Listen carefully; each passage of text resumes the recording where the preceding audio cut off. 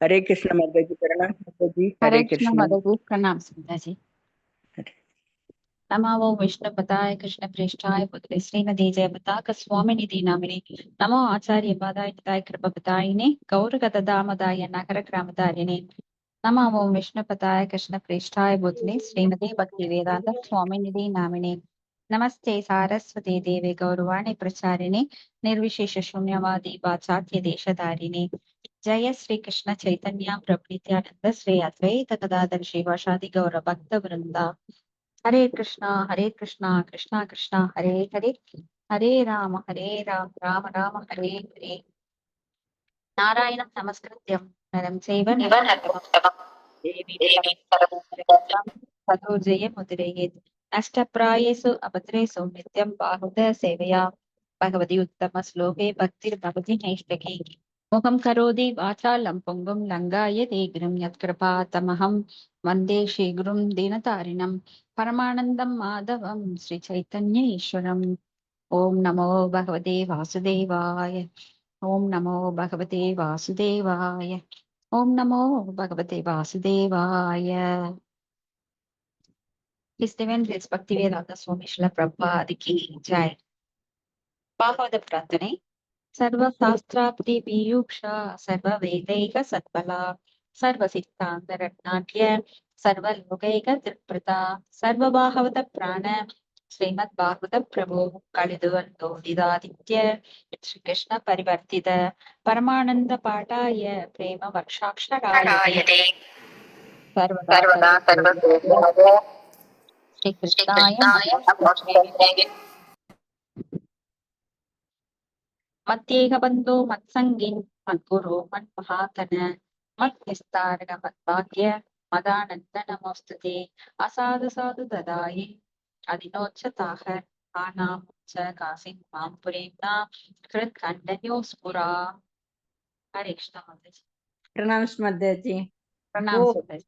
ஓ எல்லா வேத இலக்கியங்களிலிருந்தும் கடைந்தெடுக்கப்பட்ட வேதங்களின் மிக முக்கியமான ஆன்மீக பழமை மற்றும் எல்லா தத்துவங்களின் முடிவுகளான ஆபரணங்களை கொண்டவரை, உலக மக்களுக்கு கொடுப்பவர் மற்றும் வைஷ்ணவர்களின் உயிர் மூச்சாக விளங்குபவரே, பகவானே, நீர் கலியுகத்தின் இருளை போக்குவதற்காக உதித்த சூரியன், உண்மையில் நீர் எங்களிடம் திரும்பி வந்த கிருஷ்ணர். ஓ ஸ்ரீமத் பாகவதமே, உங்களுக்கு என் பணிவான வணக்கங்கள். உங்களை படிப்பவர்கள் உன்னத ஆனந்தத்தை அடைவார்கள். ஏனெனில் உங்கள் எழுத்துக்கள் அவர்களுக்கு தூய பக்தி தொண்டை பொழிகின்றது. நீங்கள் பகவான் கிருஷ்ணரின் அவதாரமாக இருப்பதா எப்போதும் அனைவரும் உங்களுக்கு தொண்டு புரிய வேண்டும். ஓ ஸ்ரீமத் பாகவதமே, ஓ என்னுடைய ஒரே நண்பரே, உடன் இருப்பவரே, என்னுடைய ஆசிரியரே, என்னுடைய மிக பெரிய சொத்துமாகவும் விடுவிப்பராகவும் இருப்பவரே, என்னுடைய மிக நல்ல பாக்கியம் மற்றும் ஆனந்தமாக இருப்பவரே, என்னுடைய மரியாதை கடந்த வணக்கங்களையும் ஏற்றுக்கொள்ளுங்கள். ஓ ஸ்ரீமத் பாகவதமே, புனிதமற்றவருக்கும் புனிதத்தை வழங்குபவரே, மிகவும் வீழ்ச்சி அடைந்தவர்களை உயர்த்துபவரே, என்னை எப்போதும் கைவிட வேண்டாம். கிருஷ்ணருக்கான தூய பக்தி தொண்டருடன் எப்போதும் என் இதயத்திலும் தொண்டையிலும் தோன்றுவீராக. ஸ்ரீமத் பாகவத பிரார்த்தனை ஸ்ரீலா சனாதன கோஸ்வாமி அருளியது. ஹரே கிருஷ்ணா. தேங்க்யூ மாதாஜி. ஹரே கிருஷ்ணா. தேங்க்யூ மாதாஜி. இன்னைக்கு ஸ்ரீமத் பாகவதம் 4வது ஸ்கந்தம் 2வது அத்தியாயம் 25வது ஸ்லோகங்களா? ஆமாங்க மாதாஜி. 25வது ஸ்லோகம். அதாவது ஓகே. அந்த 26 வந்து எக்ஸ்பிளைன் கொடுக்கணும் மாதாஜி. நீங்க 26. ஓகே. எஸ் மாதாஜி.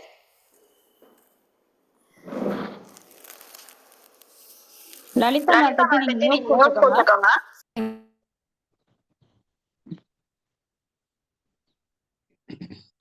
இந்த அந்தணர்கள் கற்பது, தவம் செய்வது, நோன்பு நோற்பது போன்றவையெல்லாம் தங்கள் உடலை பேணுவதற்காக ஆகட்டும். அவர்கள் எதனை உண்பது எதனை உண்ணக்கூடாது என பிரித்தறிய தெரியாதவர்களாக மாறட்டும். இது வந்து சிவபெருமானை தக்ஷன் சபிக்கிறாரு. அப்போ இங்க வந்து சிவபெருமானுடைய அந்தரங்க சகாவான நந்தி தேவர் அந்தணர்களை பார்த்து சபிக்கிறார். இந்த கலிகாலத்துல அதை கண்கூடா நம்ம பார்க்கலாம். ஏன்னா எதை உண்பது எதை உண்ணக்கூடாது அப்படின்னு பிரித்தறிய தெரியாதவர்களாக இன்னைக்கு பிராமணர்கள் இருக்கிறாங்க. ஏன்னா பிராமணர் அப்படின்னா சத்துவகுண உணவுகளை உண்ண வேண்டும். ஆனா இன்னைக்கு பிராமணர்கள், பெயரளவு பிராமணர்கள், ஸ்மார்த்த பிராமணர்கள் இவங்க எல்லாம் என்ன பண்றாங்கன்னா நான்வெஜ் கூட சாப்பிடுறாங்க. அப்போ சாப்பிடக்கூடாத, குடிக்க கூடாததெல்லாம் குடிக்கிறாங்க. அப்போ உடலை பேணுவதற்காக பொருள் தேடி வீடுகள் தோறும் சென்று அவர்கள் இறந்து பிழைக்கட்டும் அப்படிங்கிறார். இது நந்தி தேவரோட சாபம். எப்போ சிவபெருமான் அவமதிக்கப்பட்ட போது, தக்ஷன் அவமதித்து சிவபெருமானை ரொம்ப இழிவாக பேசி தரக்குறைவாக நடத்தும் போது, இதனால் சிவபெருமான் கோபம் கொள்ளவில்லை. அவர் ரொம்ப அமைதியா பொறுமையா இருக்காரு. ஏன்னா அவருடைய குணம் மிக உன்னதமான குணம். அவர் எளிதில் கோபப்படுபவர் கிடையாது. அவர் மிகவும் தூய்மையானவர். அவர் வைஷ்ணவானாம் யதா சம்போ, வைஷ்ணவர்களில் மிக உயர்ந்தவர். அவர் எல்லா வைஷ்ணவர்களுக்கும் அவர் வழிகாட்டியாக இருக்கிறார். அதனாலதான் 12 மகாஜனங்களில் ஒருவராக ஸ்வயம்பு நாரத சம்போ. சம்போ அப்படின்னா சிவபெருமான், சம்போ சம்போ அப்படின்னு சொல்லுவாங்க. அப்படி பகவான் உயர்ந்த இடத்துல இருக்கிறார் சிவபெருமான். அப்போ பகவான் விஷ்ணுவே ஜட ரீதியா, பௌதிக ரீதியாக இந்த உலகை ஆள்வதற்கு அவர் இந்த முக்குணங்களால் ஆன தமோகுணத்தின் அதிபதியாக, சில சமயம் தமோகுணத்தில் செயல்படும்படியாக இந்த உலகை அழிப்பதற்காக சிவனாக ருத்ரராக மாறி அவரேதான் அவருடைய இன்கார்னேஷன் தான் சிவபெருமான். சிவபெருமானை நம்ம பிரித்தறிய கூடாது. சிவபெருமான் சாதாரண மனிதர் கிடையாது, ஜீவராசி கிடையாது. அவர் ஜீவ தத்துவம் கிடையாது, சிவ தத்துவம். இங்க தக்ஷனை ஆதரித்த அந்தணர்களுக்கு எதிராக நந்தி பெருமான் சாபம் கொடுக்கிறார். அது இந்த கலியுகத்துல நாம் கண்கூடா பாக்குறோம். அந்தணர் அப்படின்னா பிரம்மத்தை அறிந்தவர்கள். ஆனா இங்க அந்தணர்கள் பெயரளவு அந்தணர்களா இருக்கிறாங்க இன்னைக்கு. அதாவது பிராமணர்கள் வீட்டுல பிறந்தாலே நான் பிராமணன் சொல்லிக்கிறாங்க. ஆனா பிராமண குணத்தை அவங்க கொண்டிருப்பது கிடையாது. அதாதோ பிரம்ம ஜிக்ஞாசா. வேதாந்த சூத்திரத்தின் முதல் வரி என்ன? அதாதோ பிரம்ம ஜிக்ஞாசா. அதாவது பரபிரம்மத்தை அறிவதற்குரிய கேள்விகள் கேட்க வேண்டும் அப்படிங்கிறது தான் வேதாந்த சூத்திரத்தின் முதல் வரி. இப்ப மானிட வாழ்க்கையின் பொருள் என்னன்னா அந்தணர் நிலைக்கு உயர்வது. ஏன்னா ஒரு பிராமணத்தன்மை இருந்தா மட்டும்தான் வைஷ்ணவர்களாக மாற முடியும். அடிப்படை. இப்ப எல்கேஜி ஃபர்ஸ்ட் ஸ்டாண்டர்ட் அந்த எலிமெண்டரி ஸ்கூல் படிச்சாதான் 6th ஸ்டாண்டர்ட் ஹையர் ஸ்டாண்டர்ட் படிக்க முடியும். ஸோ 5th வரைக்கும் படிக்காம நான் 6th போய் உடனே ஜாயின் பண்றேன்னு யாராவது பண்ண முடியுமா? முடியாது. அது போல பிராமணத்தன்மை சமோ தப சௌச்சம் சாந்தி ராஜவம் ஏவச்ச ஞான விஞ்ஞான ஆஸ்திக்யம் பிரம்ம கர்ம சுபாவச்சம் இதெல்லாம் இருக்கணும். இதெல்லாம் இருந்தாதான் பிராமணத்தன்மைக்கு உயர முடியும். பட்டன பாட்டன யஜன யாஜன தான பரிக்கிரக அப்படின்னு சொல்லி அதெல்லாம் இருக்கணும். ஆனா துரதிர்ஷ்டவசமா உண்மையான அந்தன குடும்பத்தில் பிறந்த இந்நாளைய அந்தணர்கள் தம்மை அந்தணர் என கூறிக்கொள்வார்கள். தாங்கள் அந்தனருக்குரிய கடமையை அவர்கள் செய்வது இல்லை. மற்றவர்களையும் அந்தனர் நிலையை அடைய விடுறது கிடையாது. ஏன்னா நாங்கெல்லாம் பிராமணர்கள் வம்சாவளி.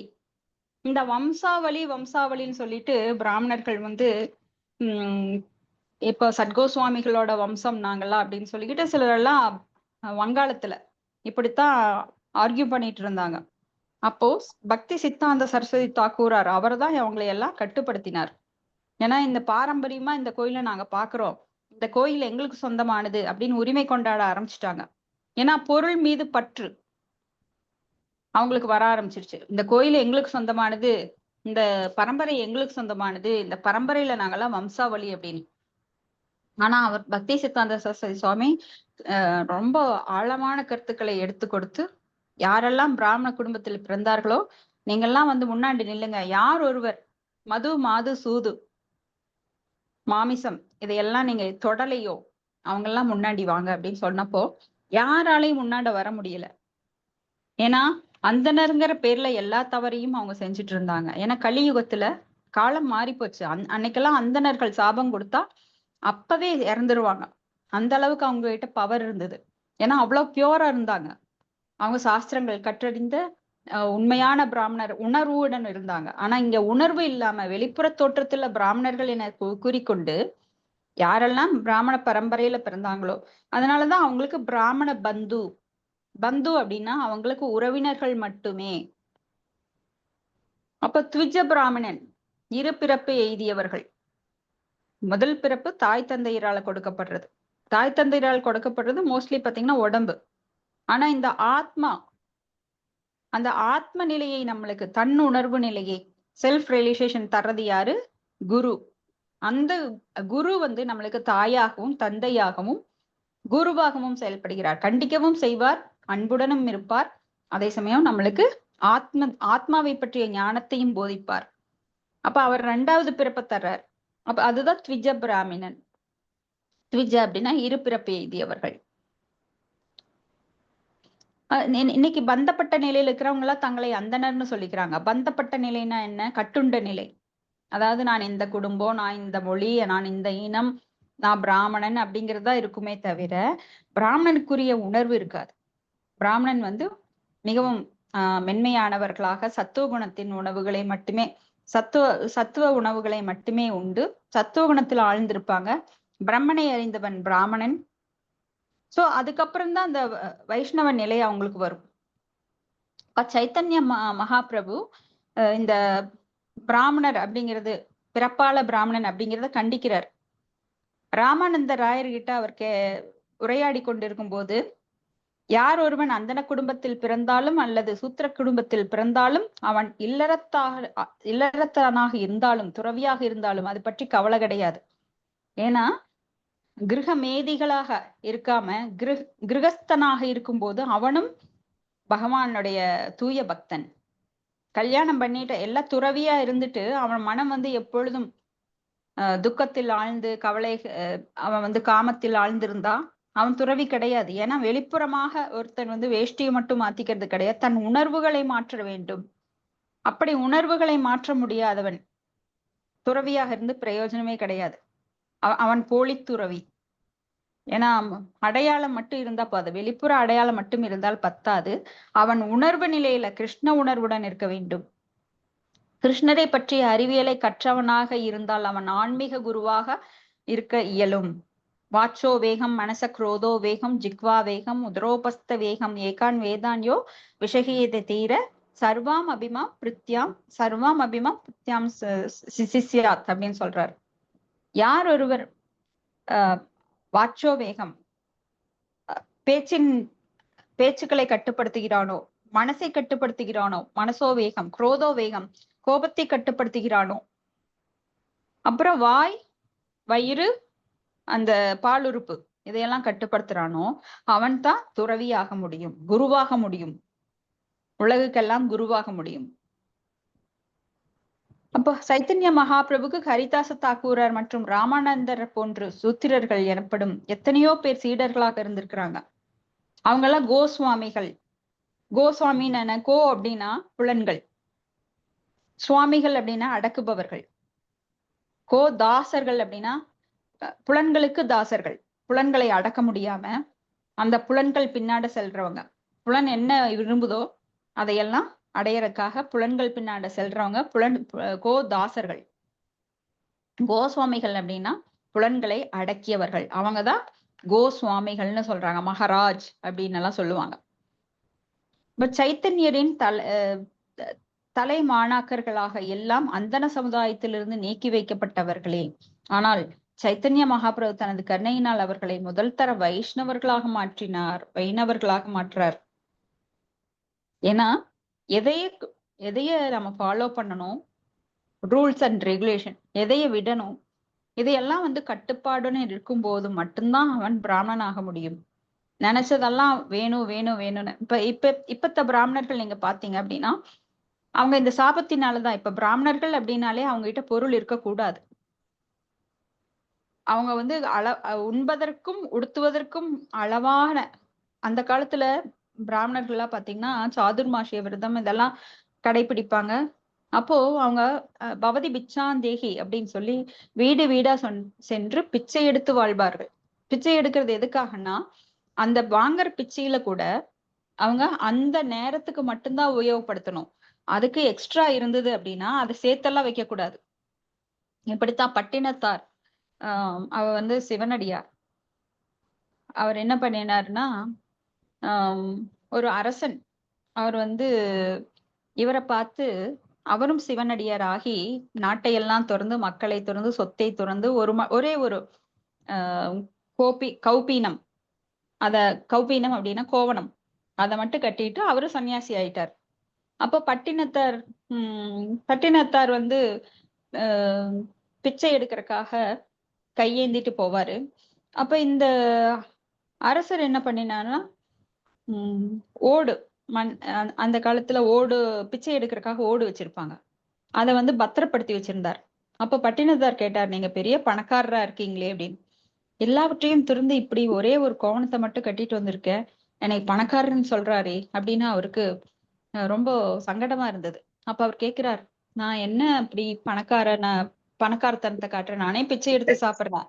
ஒரு அரசன் எப்படி இருந்திருப்பான் நினைச்சு பாருங்க. மாளிகை கூட கோபுரம், அவனுக்கு இருக்கிற எத்தனை செல்வாக்கு, வந்தா சல்யூட் அடிக்கிறதுக்கு எத்தனை பேரு. ஆனா எல்லாத்தையும் விட்டுட்டு ஒரு கோவணத்தை கட்டிட்டு வந்திருக்கிற என்னை பார்த்து பணக்காரன்னு சொல்றாரே அப்படின்னு அவருக்கு சந்தேகமா இருக்கு. அவருடைய பார்வையை பார்த்துட்டு அவர் சொல்றார், நீ கூட இந்த ஓடு பத்திரப்படுத்தி வச்சிருக்கிற அப்படின்னு. அப்போ அந்த பிச்சை எடுக்கிற ஓடுல கூட எனக்கு பற்று வந்துருச்சுன்னு சொல்லி அதை அப்படியே அவர் கண்ணு முன்னாடி வீசி எறிகிறார். ஏன்னா அதை பத்திரப்படுத்துறதுக்கு ஒரு இடம் தேவைப்படுது. அப்ப அந்த இடத்த வந்து அவர் கண்காணிச்சுட்டு இருக்கணும், யாராவது எடுத்துடுறாங்களா.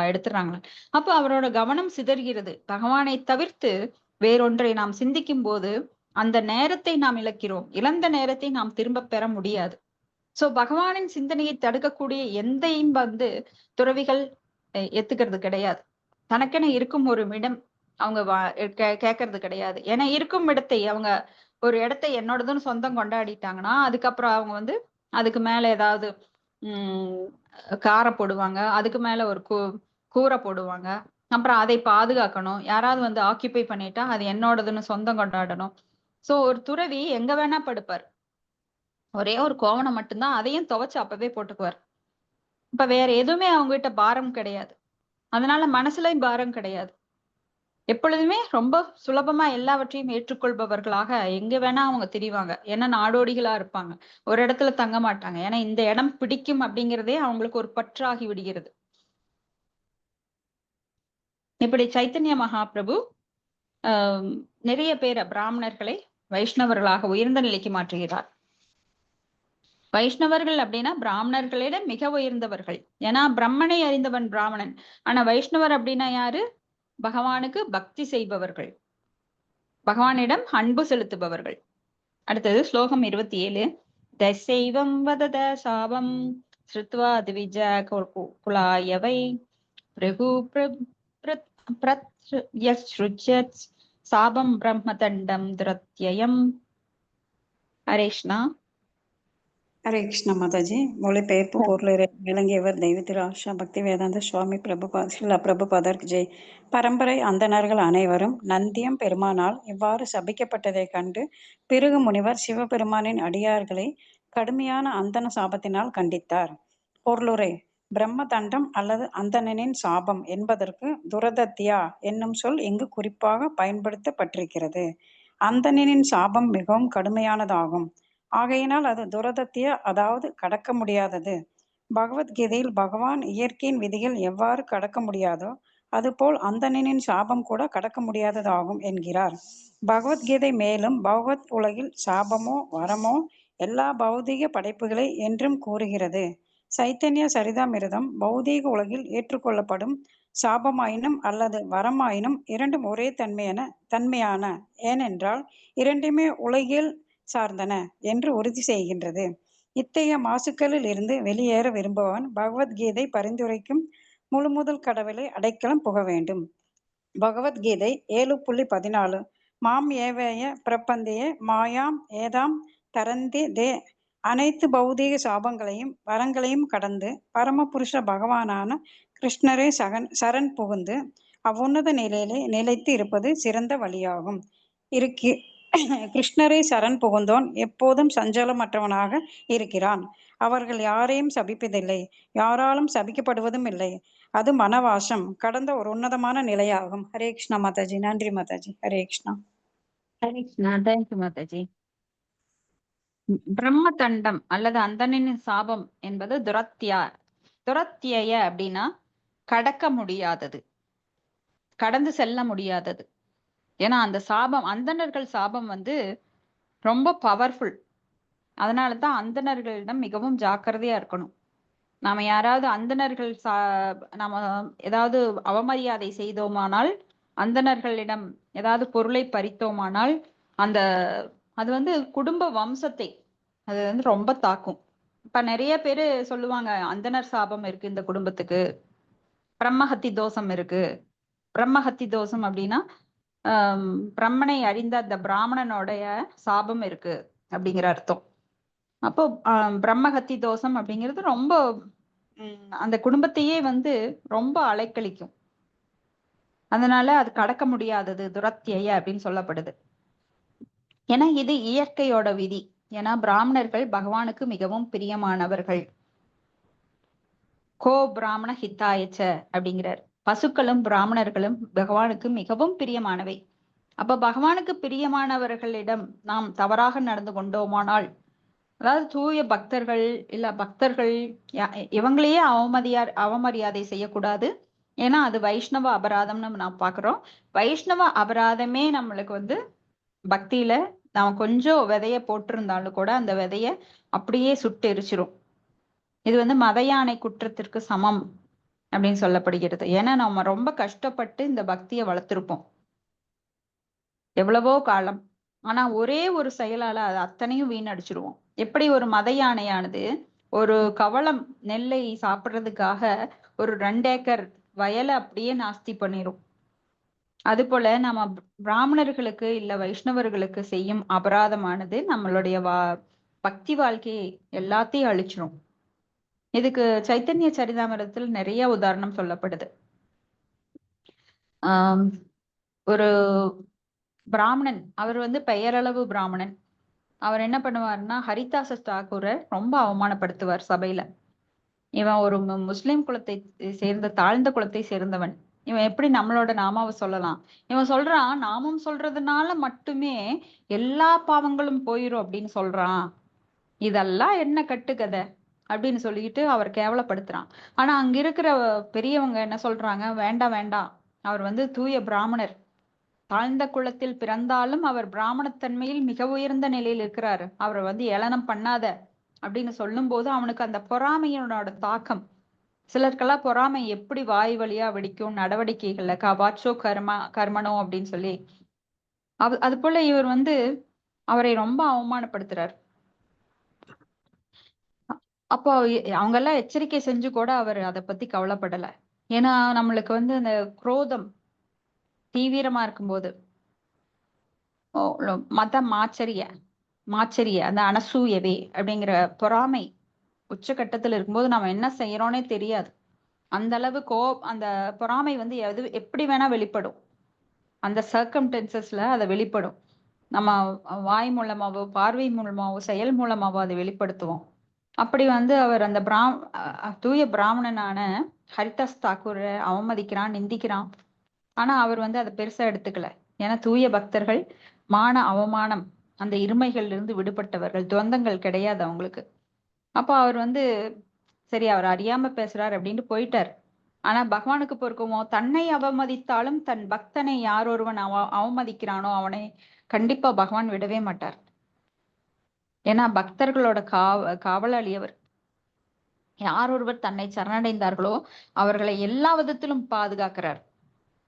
சோ இந்த மாதிரி அவமானப்படுத்தினோடனே அவர் போறாரு. அவரு என்ன சொல்றாருன்னா, அவன் மூக்க உடைப்பேன்னு பேசுறாரு ஹரிதாஸ் தாக்கூரர் பார்த்து. அடுத்த நாள் இவருக்கு அந்த மூக்குல குஷ்ட நோய் மாதிரி வருது. அப்படியே அந்த மூக்கு அழுகி அழுகி அழுகி அது கீழே விழுந்துருது. அப்போ அவருக்கு வீட்டுக்கு வெளியில வர்றக்கே சங்கடம். அப்போ அங்க சுத்தி இருக்கிறவங்களுக்கு எல்லாம் தெரிஞ்சிருச்சு இந்த விஷயம். அப்பவே நாங்க சொன்னோம், வேண்டாம் வைஷ்ணவ அபராதம் பண்ணாதேன்னு. ஆனா இவன் கேட்கல. ஆனா இப்ப பாரு கடவுளோட தண்டனைக்கு ஆளாயிட்டா அப்படின்னு. அது போல யார் ஒருவர் பக்தர்களை நிந்திக்கிறார்களோ அவங்களுக்கு கண்டிப்பா இந்த மாதிரி பகவான் நேரடியாக இருந்து தண்டனை தருவார். அது உங்க விதியிலேயே இருக்காது. நீங்க வந்து தண்டனை பெற வேண்டும். ஏன்னா இப்போதைக்கு செய்யறது வந்து அது பின்னாடி வரும்னு சொல்லுவாங்க. ஆனா வைஷ்ணவ அபராதம் எல்லாம் அப்பவே பகவானுக்கு போயிரும் நியூஸ். ஏன்னா உள்ள பரமாத்மாவாக இருந்து உபதிரஷ்டா ஹனுமந்தா பக்தா போக்தா மகேஸ்வர அவர்தான் சாட்சியா இருக்கிறார். நம்மளோட ஒவ்வொரு செயலுக்கும் கட்டுப்படுத்த முடியாத அந்த காம இச்சை, கோபம், குரோதம் அதையெல்லாம் நம்ம வெளிப்படுத்தும் போது வைஷ்ணவ அபராதம் வந்தது அப்படின்னா உடனே அதுக்கு பலன் கிடைக்கும். அதனால ரொம்ப ஜாக்கிரதையா இருக்கணும்.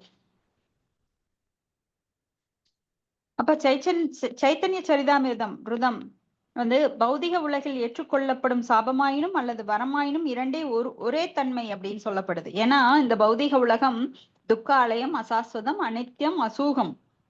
அப்ப சாபமோ வரமோ, சாபம்னா என்ன? இந்த மாதிரி நீ இப்படி போவ அப்படி போவ. வரம்னா என்ன? உனக்கு பௌதிக செல்வங்கள் கிடைக்கும். கிடைச்சா நிலைக்குமா? கிடைக்கும், எல்லா செல்வங்களும் கிடைக்கும். ஆனா நாம் இருப்போமா? இருக்க மாட்டோம். அந்த செல்வத்தை கஷ்டப்பட்டு ஒருத்தன் பாருங்க கோடிக்கணக்கா சம்பாதிப்பான். ஆனா வயசாயிரும். வயசான அப்புறம் அவனால அனுபவிக்க முடியாது. அப்ப பேரன் பேத்திகள் மக்கள் எல்லாம் சண்டை போட்டு அவங்க கிட்ட பிடுங்கி அவங்க அனுபவிப்பாங்க. ஆனா இவன் இருக்க மாட்டான். எதுக்காக அந்த கஷ்டப்படணும்? ஏன்னா உறவுன்ற முறையில அட்டாச்மெண்ட், அந்த பற்றுதல். அதுக்காக அவன் பேரன் பேத்திக்கு தன்னுடைய வயிற்றை எல்லாம் கஷ்டப்படுத்தி பசியோட பட்டினியோட அவன் சேர்த்து வைக்கிற சொத்து அவனுக்கு உபயோகம் ஆகாது. ஆனா உடல் பற்றினால ஏற்பட்ட அந்த பந்தம் அவங்களுக்கு அவன் விட்டு கொடுக்குறான். ஆனா அவங்க எல்லாம் இவங்களை பாக்குறாங்களா? கிடையாது. வயசான அப்புறம் விட்டுறாங்க. இது போல இந்த கலியுகத்துல இன்னைக்கு நிறைய நாம பார்க்கலாம். அப்போ சாபமோ வரமோ ரெண்டுமே ஒண்ணுதான் இந்த கலியு இந்த காலத்துல, இந்த ஜட உலகுல. அப்போ எது உண்மையானது அப்படின்னு பாத்தீங்கன்னா பக்தி தொண்டு ஒன்றே உண்மையானது. நாம அனுபவிக்கிற சொத்தோ இல்ல நாம படிச்ச படிப்போ அதெல்லாம் வந்து சொத்து கிடையாது. அதெல்லாம் மாயை. பகவத்கீதையில பகவான் சொல்றாரு, தேவி ஹேஷா குணமயி மம மாயா துரக்தியா மாம் ஏவையே பிரபத்தியந்தே மாயாமேதாம் தனந்திதேன்னு. அனைத்து பௌதிக சாபங்களையும் வரங்களையும் கடந்து பரமபுருஷ பகவானான கிருஷ்ணரை சரண் புகுந்து அவ்வுன்னத நிலையிலேயே நிலைத்திருப்பதுதான் சிறந்த வழி. ஏன்னா இந்த மாயை நம்மளுக்கு எப்பவுமே நம்மளை சுத்தி எப்படா நம்மள வலைக்குள்ள பின்னலான்னு போட்டு சிக்க வைக்கலாம்னு பார்த்துட்டே இருக்கும். ஆனா கிருஷ்ணரை சரண் புகுந்தால் மட்டுமே அந்த மாயை நம்ம கிட்ட இருந்து விலகி போகும். வேற வழியே கிடையாது. கிருஷ்ணரே சரண் புகாதவர்கள் எப்பேற்பட்ட யானையாக இருந்தாலும் அடி சறுக்கத்தான் செய்யும். அப்ப கிருஷ்ணரை சரண் புகுந்தால் எப்பொழுதும் சஞ்சலமற்றவனாக இருக்கிறான். அவர்கள் யாரையும் சபிப்பதும் இல்லை, யாராலும் சபிக்கப்படுவதும் இல்லை. ஏன்னா இதெல்லாம் வந்து மனவாசகம் கடந்த ஒரு உன்னதமான நிலை. கற்பனையில கூட நினைச்சு பார்க்க முடியாத ஒரு மிக உயர்ந்த நிலை. ஏன்னா கிருஷ்ண பக்தனுக்கு நான் சோச்சதி நான் காங்ஷதி, எதையும் எதிர்பார்க்க வேண்டிய அவசியம் அவனுக்கு இல்லை. அவனுக்கு யார்கிட்டையும் எதை பத்தியும் அவன் சிந்திக்கிறது கிடையாது. சோ அவனுக்கு மனசுல பாரம் கிடையாது. நம்மளோட பியூரிட்டி பாருங்க, எவ்வளவு தூரம் நாம பியூரிஃபையா கிருஷ்ண உணர்வுல இருக்கிறோமோ அவ்வளவு தூரம் நாம் மகிழ்ச்சியா இருப்போம். ஆனா கவலைகள் எவ்வளவு தூரம் இருக்கோ அவ்வளவு தூரம் நம்ம கிட்ட அசுத்தம் இருக்கின்றது. யாரெல்லாம் நாம புலம்புறோமோ அவங்க கிட்ட எல்லாம் கண்டிப்பா மனசுல அசுத்தம் இருக்கிறது. ஏன்னா கிருஷ்ண உணர்வு இருக்கிறவனுக்கு மட்டும்தான் அந்த புரிதல் இருக்கும். கிருஷ்ண உணர்வில் இல்லாதவனுக்கு என்றுமே கவலைகள், கற்பனைகள், ஏக்கங்கள் எல்லாமே அவனை வந்து கஷ்டப்படுத்திக்கிட்டே இருக்கும். சோ அந்த பியூரிபிகேஷன் எப்படி கிடைக்கும்னா கிருஷ்ண உணர்வில் மட்டுமே. ஸ்லோகம் 28. பவவ்ரத தாரோ ஏக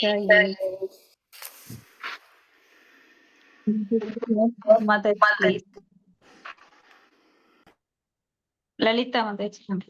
பவவ்ரத தாரா ஏ ச தான் சமனுவிருதாக பாஷண்டினஸ்தே பவந்து சத்சாஸ்திர பரிபந்தினஹ.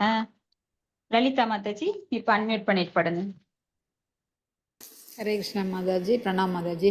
மொழிபெயர்ப்பு. சிவபெருமானை நயமுற செய்வதற்கென்று நோன்பு நோற்பவர்களோ அல்லது அக்கொள்கைகளை பின்பற்றுபவர்களோ நிச்சயமாக நாத்திகர்களாக மாறி உன்னதமான சாத்திர கட்டளைகளை மீறி நடப்பவர்களாகுக. பொருளுரை. சில வேளைகளில் சிவபெருமானின் பக்தர்களும் சிவபெருமானைப் போல் தங்களை கருதி கொண்டு போலியாக நடிப்பதை நாம் காண்கிறோம். அமிர்தம் கடைந்த பொழுது பார்க்கடலிலிருந்து எழுந்த நஞ்சை சிவபெருமான் உண்டார். அதனால் அவரது பக்தர்கள் சிலர் அவரை போல் தம்மை கருதி கொண்டு கஞ்சா போன்ற போதைப் பொருட்களை உட்கொள்கிறார்கள். இது போன்ற கொள்கைகளை கடைபிடிப்பவர்கள் சமய நம்பிக்கையற்றவர்களாகவும் வேத நெறிகளுக்கு மாறானவர்களாகவும் ஆகும்படியும் இங்கே சபிக்கப்பட்டிருக்கின்றனர். சிவபெருமானின் இது போன்ற பக்தர்கள் சத்சாஸ்திர பரிபந்தின, அதாவது சாத்திரங்கள் அல்லது வேதங்களின் முடிவுகளுக்கு மாறானவர்களாக ஆவார்கள் என்பதாகும். இதனை பத்ம புராணமும் உறுதி செய்கிறது. எவ்வாறு சாத்திரங்களில் கூறப்பட்டிருக்கின்ற ஒரு குறிப்பிட்ட நோக்கத்திற்காக புத்த பகவான் சூன்யவாதத்தினை உபதேசித்தாரோ அதுபோல சிவபெருமானும் ஒரு குறிப்பிட்ட நோக்கத்திற்காக ஒரு குறிப்பிட்ட காலத்தில் அருபவாதம் அல்லது மாயாவாதத்தினை உபதேசிக்கும்படி முழு முதற் கடவுளினால் ஆணையிடப்பட்டார். வேத முடிவுகளுக்கு எதிரான தத்துவார்த்தங்களை அறிவுறுத்துவது என்பது சில வேளைகளில் காலத்தின் கட்டாயமாகிறது. சிவபுராணத்தில் சிவபெருமான் பார்வதியிடம் கலியுகத்தில் ஒரு அந்தணன் வடிவில் மாதவாய கொள்கையினை தான் உபதேசிக்கப் போவதாக கூறுவதாக குறிப்பிடப்பட்டிருக்கிறது. அதனால்தான் சிவபெருமானை வழிபடும் பக்தர்களும் மாயாவாதிகளாக இருப்பதனை நாம் பார்க்கிறோம். சிவபெருமானை கூறுகிறார், மாயாவாதம் அசத் சாஸ்திரம் என்று. அசத் சாஸ்திரம் என்பது இங்கே மாயாவாத அருவநிலை கோட்பாடு என்று குறிப்பிடப்பட்டிருக்கிறது, அல்லது பரம்பொருளுடன் இணைவது என்றும் பொருள் கொள்ளலாம். முழுமுதற் கடவுளே அருவமானவர் என்னும் கொள்கையினை நிலைநாட்ட முயலும் மாயாவாத அசத் சாஸ்திரத்தினை பின்பற்றுபவர்களாக மாறும்படி சிவபெருமானின் அடியார்களை பிருகு முனிவர் சபிக்கிறார். இதற்கும் மேலாக சிவபெருமானின் பக்தர்களில் ஒரு பிரிவினர் காபாலிக்கரர்களாக வாழ்கின்றனர். ஸ்ரீமத் பாகவதம், நாரத பஞ்சராத்திரம் போன்ற அங்கீகரிக்கப்பட்ட நீதி நூல்களும் கடவுளை உணர்வதற்கு நம்மை வழிநடத்தும் சாஸ்திரங்களும் சத் சாஸ்திரங்கள் ஆகும். அசத் சாஸ்திரங்கள் இவற்றுக்கு எதிரானவைகளாகும். ஹரே கிருஷ்ணா மாதாஜி. நன்றி மாதாஜி.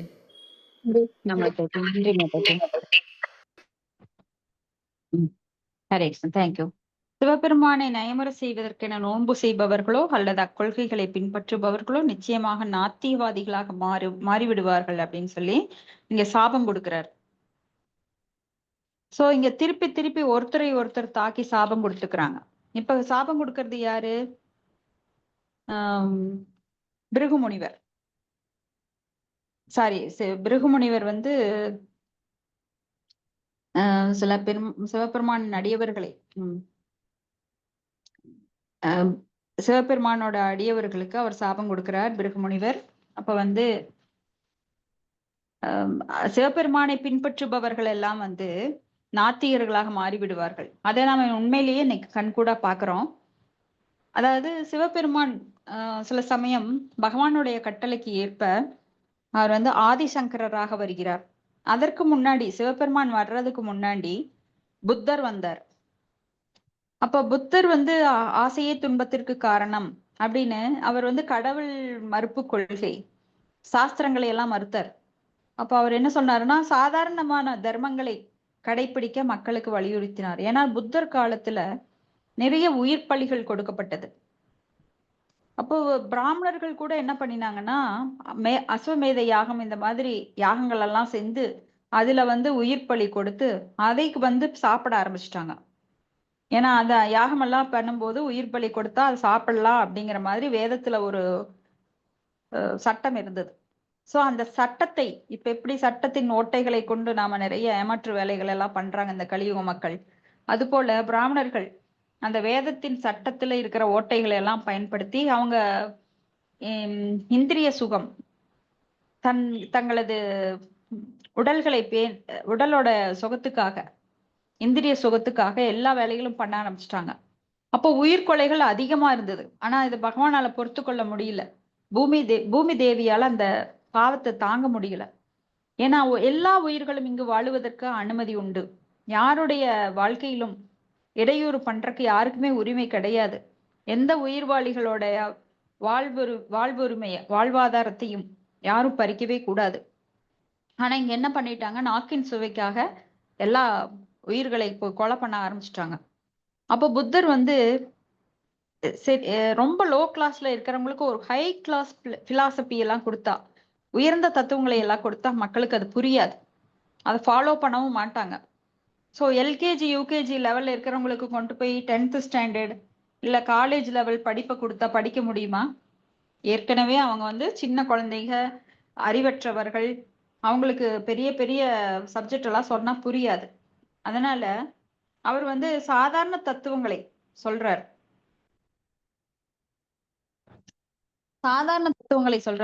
உயிர்களை கொல்லக்கூடாது, ஆசையே துன்பத்திற்கு காரணம், அதெல்லாம் சொல்லிடுறார். அதுக்கு அடுத்த நிலையில தான் யார் வர்றா, சிவபெருமான். அவர் வந்து ஒரு அந்தனர் ரூபத்துல வர்றதா பார்வதி தேவி கிட்ட சொல்றார். மாயாவாத கொள்கையை அங்க வந்து நான் கொண்டு வர போறேன் அப்படின்னு. ஆதிசங்கரன் அப்படின்னு பகவான் வந்து சிவபெருமானே ஆதிசங்கரரா வர்றாரு. வந்து வேதங்கள் எல்லாம் உண்மைதான், புத்தர் சொன்ன மாதிரி வேதங்கள் எல்லாம் கிடையாதுன்னு கிடையாது, வேதங்கள் எல்லாம் உண்மை, கடவுள் இருப்பது உண்மை, ஆனால் நானும் கடவுளாகலாம், அகம் பிரம்மாஸ்மி அப்படின்னு மாயாவாத கொள்கை, அருவவாத கொள்கை கொண்டு வந்தார். அருவவாதம்னா என்ன? பகவானுக்கு உருவம் இல்லை, அதனால நானும் வந்து இறந்துட்டா நானும் பகவான் ஆயிரலாம், பிரம்மஜோதியில போய் ஐக்கியம் ஆயிரலாம். இந்த மாயாவாதம் அசத் சாஸ்திரம். அசத் அப்படின்னா சத் அப்படின்னா நிலையானது, அசத் அப்படின்னா நிலையற்றது. ஒரு நிலையற்ற சாஸ்திரத்தை இங்க கொண்டு வர்றார். ஏன்னா இது பகவானோட கட்டளை. சிவபெருமானுக்கு ரொம்ப கஷ்டமா தான் இருந்தது, ஏன்னா பகவானை பற்றிய உண்மையை சொல்லாம பொய்யான ஒரு கருத்தை சொல்கிறோமேன்னு. ஆனா இது பகவானோட கட்டளை, அவருக்கு சேவை செய்ய வேண்டிய கட்டாயத்தின் பேர்ல அவர் செஞ்சார், இஷ்டப்பட்டு செய்யல. ஏன்னா பகவானோட பற்றிய உண்மை என்ன? அருவவாதம் கிடையாது, அவர் வந்து உருவமுடையவர். அப்ப இங்க வந்து அந்த கொள்கையினை ஒரே அடியா ஸ்தாபனம் பண்ணாம, கடவுள் இருக்கிறார் அப்படிங்கிற உயர்ந்த தத்துவங்களை எல்லாம் சொல்லி, ஈஸ்வர பரம கிருஷ்ண சச்சிதானந்த விக்கிரக அனாதிராதிர் கோவிந்த சர்வ காரணம் இதெல்லாம் சொன்னா இந்த வண்டைகளுக்கு புரியாது, ஏன்னா இங்கெல்லாம் முட்டாள்களா இருக்கிறாங்க. அதனால கொஞ்சம் கொஞ்சமா ஒரு லெவல் அதிகரிச்சுட்டே போறாங்க, ஃபர்ஸ்ட்ல இருந்து செகண்ட்ல இருந்து தேர்ட்ல இருந்து ஃபோர்த் அப்படிங்கிற மாதிரி.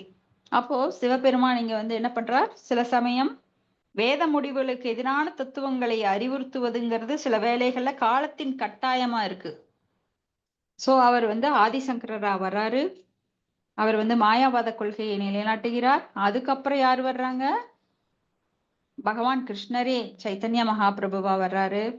இப்படி காலம் மாறுபடும் போது உண்மை நம்மளுக்கு விரிவாக விளக்கப்படுகின்றது. அத்வைதம், துவைதம், விசிஷ்டாத்வைதம், அப்புறம் அச்சிந்திய பேத அபேத தத்துவம் அப்படின்னு விரிவா நம்ம பாக்குறோம்.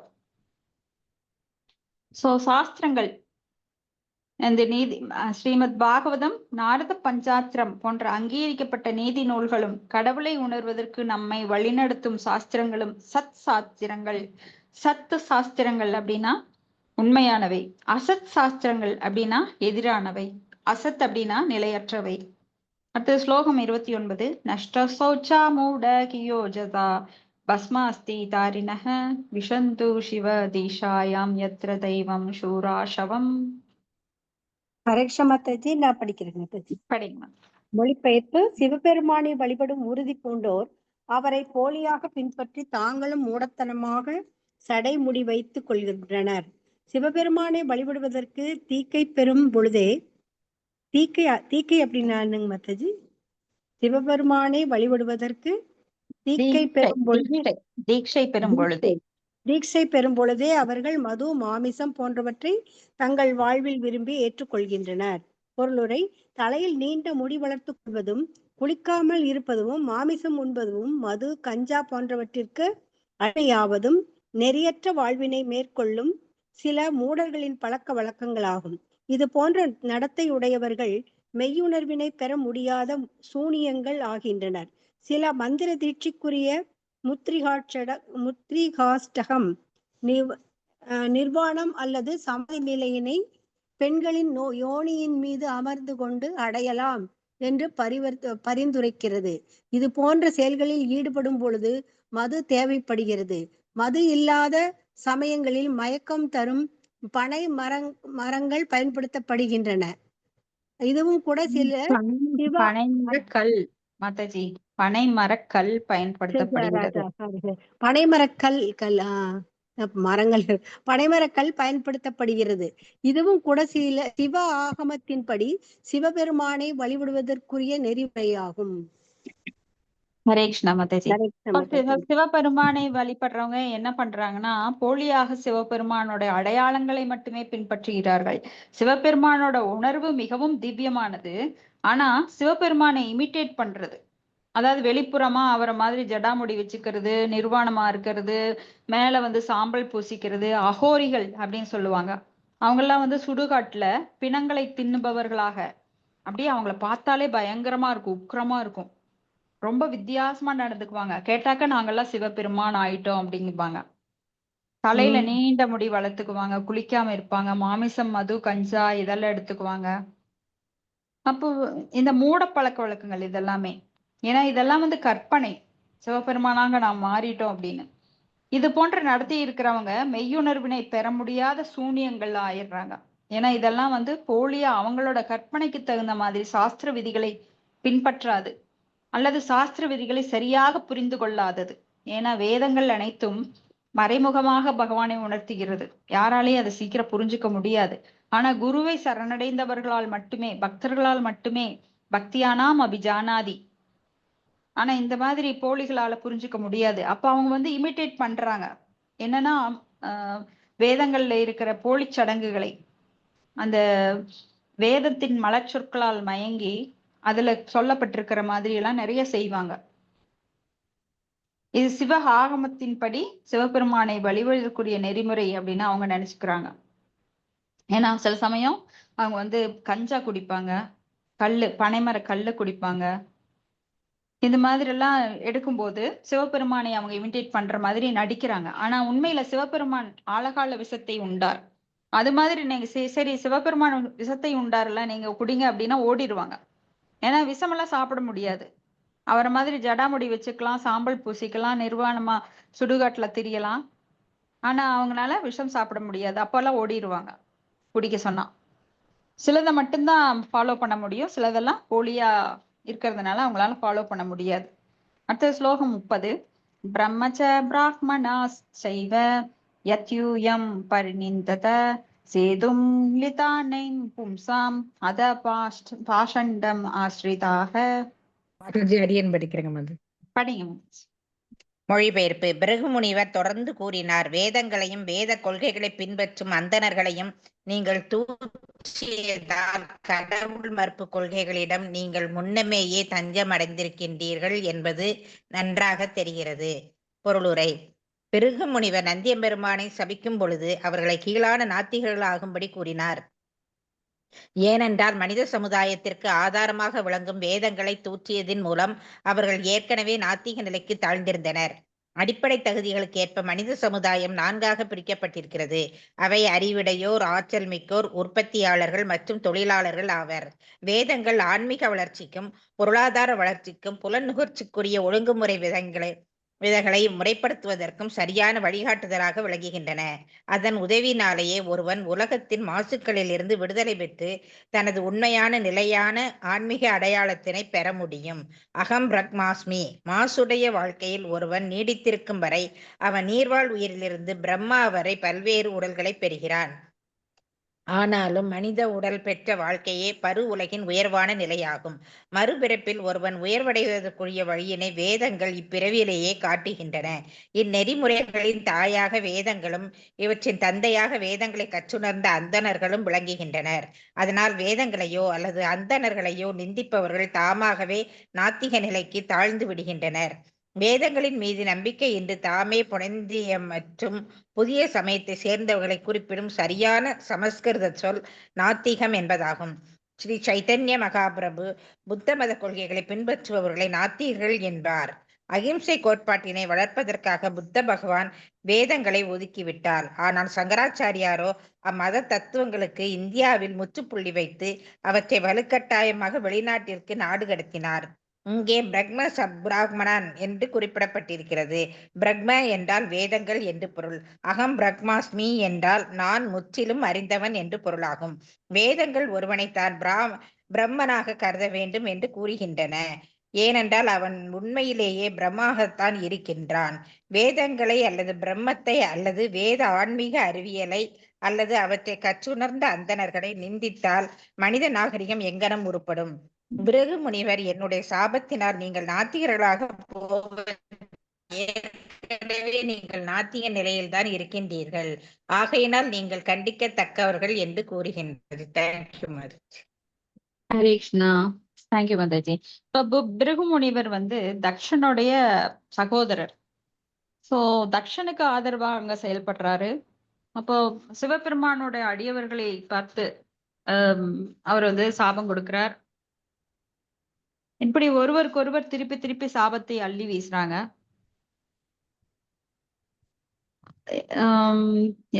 நந்தியம்பெருமான் வந்து பிராமணர்களை நோக்கி சாபம் கொடுக்கிறார். இங்க நந்தியம்பெருமான் பிருகு முனிவரை நோக்கி சாபம் கொடுக்கிறார்.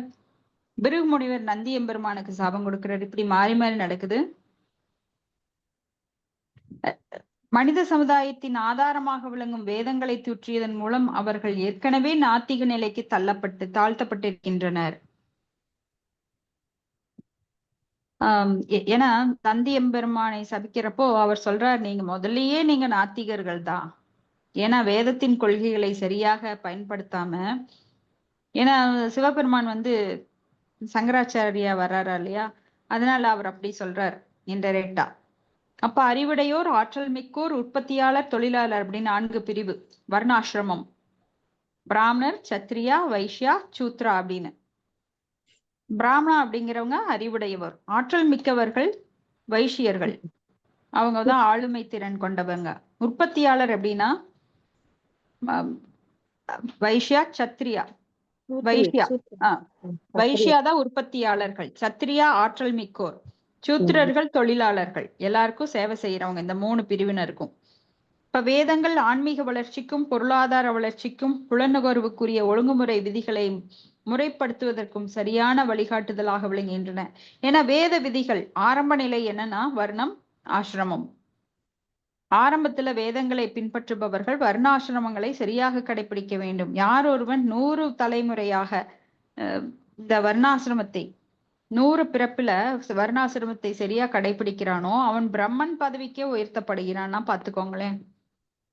அப்ப வர்ண ஆசிரமம் அப்படிங்கிறது வேதங்களுடைய ஆரம்ப நிலை. ஆனா வேதங்களோட இறுதி என்ன? யக்ஞைவை விஷ்ணுகு. அதனால ஒருவன் வேதங்கள் உதவியாலேயே உலகின் மாசுக்களிலிருந்து விடுதலை பெற்று தனது உண்மையான நிலையான ஆன்மீக அடையாளத்தை பெற முடியும். அகம் பிரம்மாஸ்மி. அகம் பிரம்மாஸ்மினா நான் ஆத்மா, நான் உடல் அல்ல, ஆத்மா. அப்ப மாசுடைய வாழ்க்கையில் ஒருவன் நீடித்திருக்கும் வரை அவன் நீர்வாழ் உயிரிலிருந்து பிரம்மா வரை பல்வேறு உடல்களை பெறுகிறான். ஏன்னா இந்த ஜட உலகுக்கு வந்துட்டாலே 84 லட்சம் உயிர்வாளிகள். அதுல வந்து நிலவாழ் உயிரினம், நீர்வாழ் உயிரினம், பறவைகள், அப்புறம் விலங்குகள், அப்புறம்தான் மனித பிறவி கிடைக்குது. அந்த 7 ஸ்டேஜஸ் கிடக்குதானா. இப்ப மனித உடல் பெற்ற வாழ்க்கையே பருவுலகில் உயர்வான நிலை. மானுஷ ஜென்மம் சூதுர்லபம். இப்ப மறுபிறப்பில் ஒருவன் உயர்வதற்குரிய வழியினை வேதங்கள் இப்பிறவிலே காட்டுகின்றன. சோ அடுத்த பிறவில நாம் உயர்வடையணும் அப்படின்னா இந்த வாட்டி வந்து நாம மனுஷ பிறவி கிடைச்சு அதை மிஸ்யூஸ் பண்ணினா கூட நேகாபிக்கிரம நாஸ்தோஸ்தி பிரத்யவாயோனா வித்தியதே சொல்பம் அப்பியசிய தர்மசிய திராயதோ மகதோ பயாத். கொஞ்சம் பக்தி பண்ணினா கூட அவனுக்கு அடுத்த பிறவில உயர்வு கிடைக்குது. எப்படி? ஒரு நல்ல பக்தியுள்ள குடும்பத்துல அவனை பிறக்கிறதுக்கு பகவான் சான்ஸ் தர்றார். ஒரு வைஷ்ணவ குடும்பத்துல, ஒரு பிராமண குடும்பத்துல பிறக்கலாம். சோ அவனுக்கு இன்னும் பக்தி பெருகிட்டே போகும். ஏன்னா அவன் கொஞ்சம் பக்தி பண்ணினாலும், பக்தியை பற்றி கேட்டாலும், பாகவதம் பகவத்கீதை கேட்டாலும் போறோம், அவனுக்கு பெரிய லாபம் கிடைக்கும். நீங்க என்னதான் ஜடத்துல வந்து நீங்க பெரிய லாபம் கிடைக்கும்னு 24 மணி நேரம் நாய் போல நாக்க தொங்க விட்டுட்டு உழைத்தாலும் அதனால எந்த பிரயோஜனம் கிடையாது. ஏன்னா அதெல்லாம் அழிந்து போகும் செல்வங்கள். ஒருத்தன் சம்பாதிக்கிறத அவனே வந்து தலை முதல் கால் வரை நானே 100% யூஸ் பண்றதுனாலும் பண்ணவே முடியாது. அடிப்படை தேவை என்ன? ஊன் உணவு, இருக்க ஒரு இடம். அதை தவிர அவன் சம்பாதிக்கிறது எல்லாமே வேஸ்ட் தான். ஆனா அடிப்படை தேவை இல்லாம இன்னைக்கு மக்கள் எங்கேயோ போயிட்டு இருக்காங்க. அடிப்படை தேவைகளை மீறி சுகம் அப்படிங்கிறதுக்கு ஒரு எல்லையே இல்லாம போயிட்டே இருக்காங்க.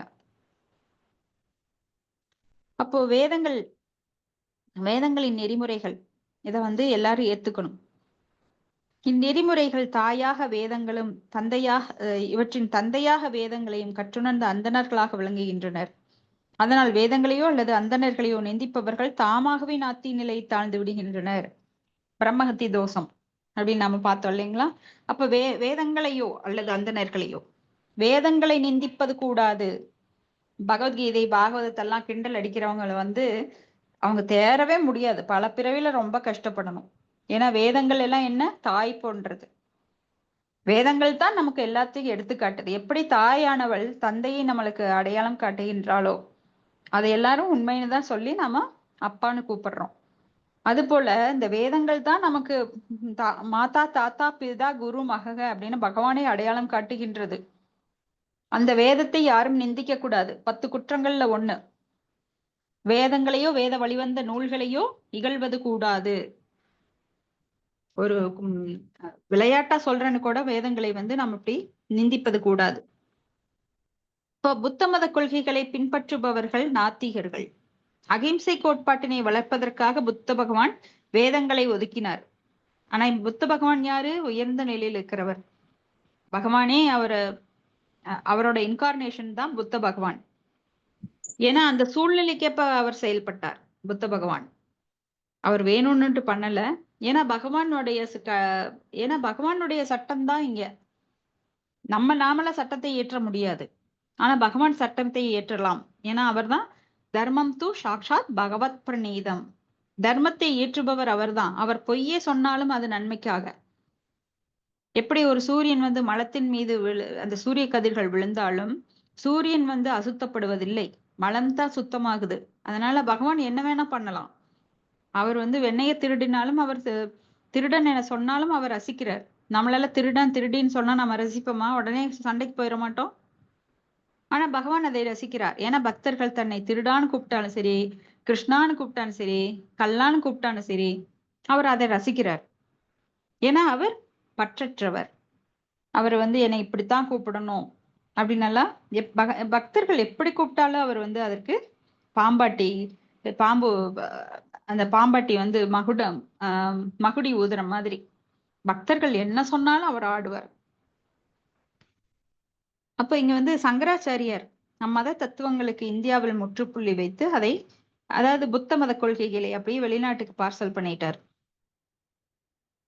பிரம்மன்னா வேதங்கள். அகம் பிரம்மாஸ்மி என்றால் நான் முற்றிலும் அறிந்தவன். அகம் பிரம்மாஸ்மி அப்படின்னா முற்றிலும் அறிந்தவன். அப்ப வேதங்கள் ஒருவனை தான் பிரம்மனாக கருத வேண்டும் அப்படின்னு சொல்லுது. பிரம்மன் அப்படின்னா ஆத்மா, பரமாத்மா கிடையாது. அகம் பிரம்மாஸ்மி அப்படின்னா நான் ஒரு ஆத்மா, அதை உணரணும். நான் உடல்ல, நான் ஒரு ஆத்மா அப்படிங்கிறது, அதுதான் அகம் பிரம்மாஸ்மி. ஆனா நிறைய பேர் தப்பா எடுத்துக்கிட்டு நான் கடவுள் அப்படின்னு நினைச்சுக்கிறாங்க. அகம் பிரம்மாஸ்மி அப்படின்னு. நான் கடவுள் அப்படின்னு கிடையாது. ஏன்னா கடவுள் நிலைக்கு யாராலும் உயர முடியாது. அவருக்கு சமமாகவோ அல்லது உயர்வாகவோ இருக்க முடியாது. ஏன்னா நாம ஏற்கனவே பிரம்மனாகத்தான் இருக்கிறோம்.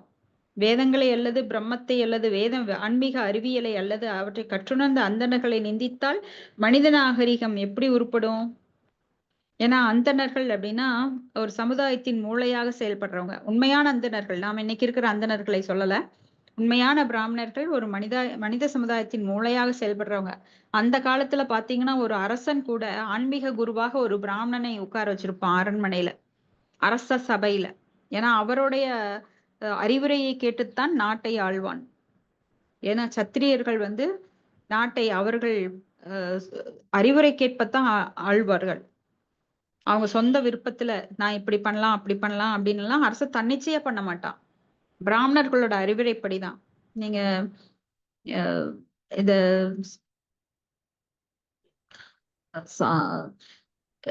அந்த அந்த காலத்துல நிறைய அந்த மாதிரி ஆன்மீக குருவா செயல்பட்டு மன்னர்களுக்கு அறிவுரை வழங்கியிருக்காங்க.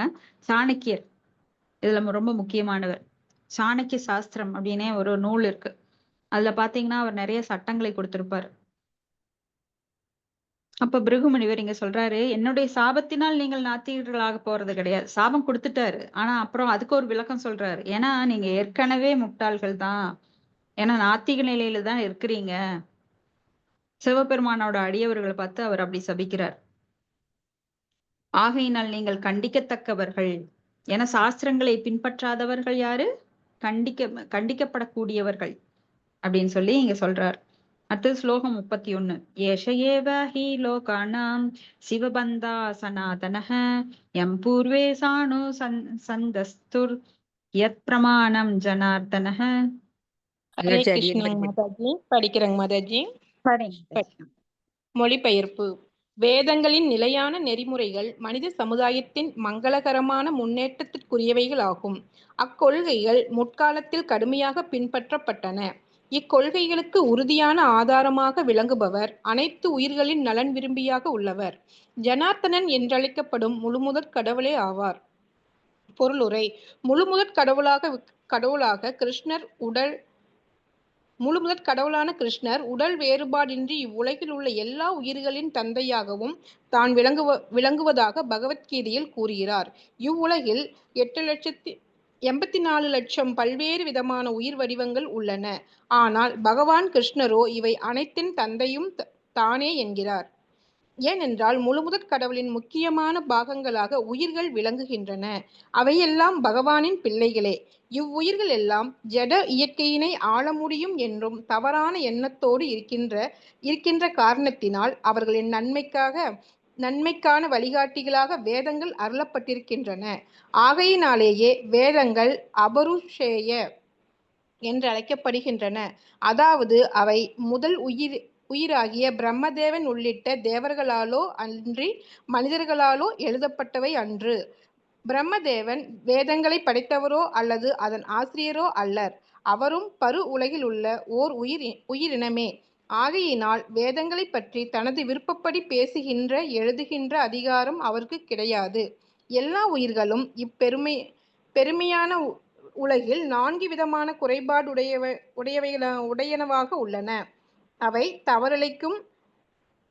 தவறிழைக்கும் குறைபாடுகளை உடையனவாக உள்ளன. அவை தவறிழைக்கும், ஒன்றிற்கு பதிலாக பிரிதொன்றை ஏற்றுக்கொள்ளும், பிறரை ஏமாற்றும், மேலும் குறையுடைய புலன்களை உடையவனாக இருக்கும்.